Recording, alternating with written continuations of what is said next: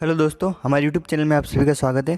दोस्तों, क्या आप जानते हैं कि टेस्टर से बिजली का झटका क्यों नहीं लगता, या फिर ये करंट लगने पर इंसान की मौत क्यों हो जाती है। चलो, ये तो जानते ही होंगे कि ट्रेन कितने का माइलेज देती है। अगर नहीं भी जानते तो इस वीडियो को पूरा देखिए। इस वीडियो में मैं आज आपको बताऊंगा ऐसे ही कुछ इंटरेस्टिंग और साइंटिफिक फैक्ट्स के बारे में। फैक्ट नंबर 1, दोस्तों आपको बता दें कि एक 12 डिब्बे वाली लोकल ट्रेन 6 लीटर पेट्रोल में 1 किलोमीटर का सफ़र तय करती है, क्योंकि उसे हर स्टेशन पर रुकना पड़ता है। जबकि एक एक्सप्रेस ट्रेन की बात करें तो इसका माइलेज लोकल ट्रेन से बेहतर होता है।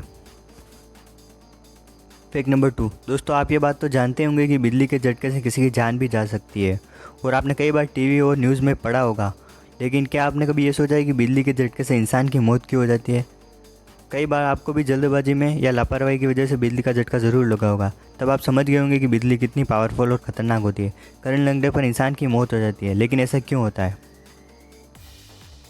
दोस्तों, ये बात तो आप जानते होंगे कि इंसान के शरीर में 65 से 70% तक पानी होता है। लेकिन जब किसी इंसान को करंट लगता है तो ये बिजली या करंट हमारे शरीर में मौजूद पानी को पूरी तरह से सुखा या जला देती है।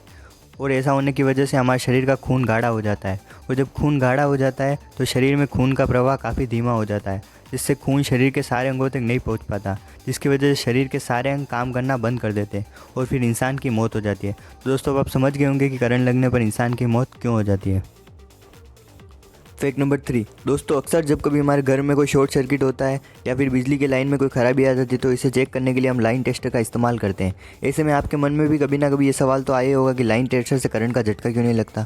दोस्तों, जब लाइन टेस्टर को प्लग में डाला जाता है तो उसमें जो बल्ब होता है वो जलने लगता है। और दोस्तों, लाइन टेस्टर के अंदर एक रेजिस्टेंस लगा होता है और साथ ही एक ब्लेड के साथ एक बल्ब लगा होता है, और साथ में इसमें एक स्प्रिंग भी होती है। लेकिन सब में सबसे इंपॉर्टेंट रेजिस्टेंस होता है। यह रेजिस्टेंस 1 मेगा ओम का होता है, जो कि हाई पावर का होता है। और हमारे घर में जो बिजली आती है वो 220 वोल्ट की सप्लाई आती है, जिससे ये रेजिस्टेंस 4 या 5 वोल्ट में बदल देता है। और आप ये बात तो जानते होंगे कि 4 या 5 वोल्ट से हमें करंट नहीं लगता। और टेस्टर के अंदर जो बल्ब होता है वो 4-5 वोल्ट से जलने लगता है और हमें करंट का झटका नहीं लगता है। फैक्ट नंबर 4, दोस्तों वैसे तो दुनिया में कई बड़ी बड़ी खूबसूरत इमारतें हैं, जिनको देखकर अक्सर हम लोग हैरानी में पड़ जाते हैं और सोचते हैं कि इनको बनाने वालों ने आखिर कितना दिमाग लगाया होगा। इसी खूबसूरती और खासियत की वजह से हम आज जिस इमारत की बात कर रहे हैं वो दुनिया भर में मशहूर है। आज हम जिस इमारत की बात कर रहे हैं वो जापान के ओसाका में स्थित गेट टावर बिल्डिंग है। ये दुनिया की पहली ऐसी बिल्डिंग है जिसके बीच से एक्सप्रेस हाईवे गुजरता है और उसके ऊपर नीचे लोग रहते हैं। गेट टावर दुनिया की सबसे खूबसूरत इमारतों में से एक है। यह इमारत 236 फीट ऊंची है। इसके 5वें, 6ठे और 7वें माले के बीच से एशियन एक्सप्रेस सिस्टम नाम का एक हाईवे गुजरता है। यह हाईवे अपने आप में एक अनोखा है। आपको ये बात जानकर आश्चर्य होगा कि इस हाईवे से सैकड़ों गाड़ियाँ प्रतिदिन गुजरती हैं। वहीं इस बिल्डिंग में काफ़ी लोग भी रहते हैं। बिल्डिंग के नीचे बना ब्रिज हाईवे को सहारा देता है। गाड़ियों के शोर और वाइब्रेशन को बिल्डिंग में जाने से रोकने के लिए हाईवे के आसपास एक खास तरह का स्ट्रक्चर बनाया गया है। इस इमारत की छत पर एक हेलीपैड भी बनाया गया है।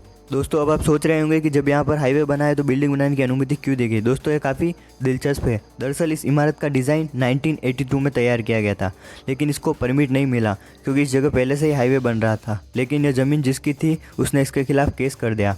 5 वर्षों तक एशियन एक्सप्रेस निगम के साथ उसका विवाद जारी रहा, लेकिन भवन की अनुमति अधिकारक धारकों ने हार नहीं मानी और कानून से इस बिल्डिंग को बनाने की अनुमति ले ली।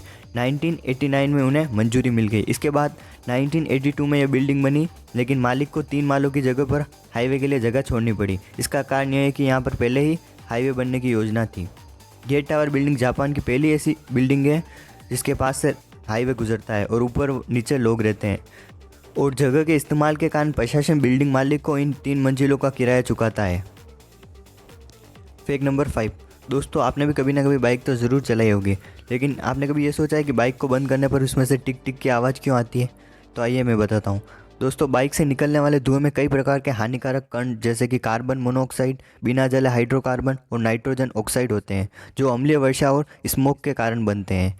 इनसे निपटने के लिए साइलेंसर में एक कैटालिटिक कन्वर्टर लगाया जाता है, जो कि इन गैसों को प्रतिक्रिया करता है और कार्बन मोनोऑक्साइड को कार्बन डाइऑक्साइड और जल में परिवर्तित कर देता है, तथा नाइट्रोजन ऑक्साइड को नाइट्रोजन और ऑक्सीजन में परिवर्तित कर देता है। जब हम मोटरसाइकिल को कुछ देर के लिए चलाते हैं तब साइलेंसर गर्म हो जाता है और उसमें साथ कैटालिटिक कन्वर्टर के अंदर की पाइप भी गर्म हो जाती है और गर्म होकर फैल जाती है। इंजन बंद करने पर यह ठंडी होकर सिकुड़ती है और इस प्रक्रिया में टिक टिक की आवाज़ आती है। इस आवाज़ का मतलब यह है कि दोस्तों आपकी बाइक का इंजन सही काम कर रहा है। थैंक यू दोस्तों, ऐसे ही इंटरेस्टिंग और साइंटिफिक फैक्ट्स के लिए हमारे चैनल को सब्सक्राइब करें और बेल आइकन को प्रेस करें। Thank you.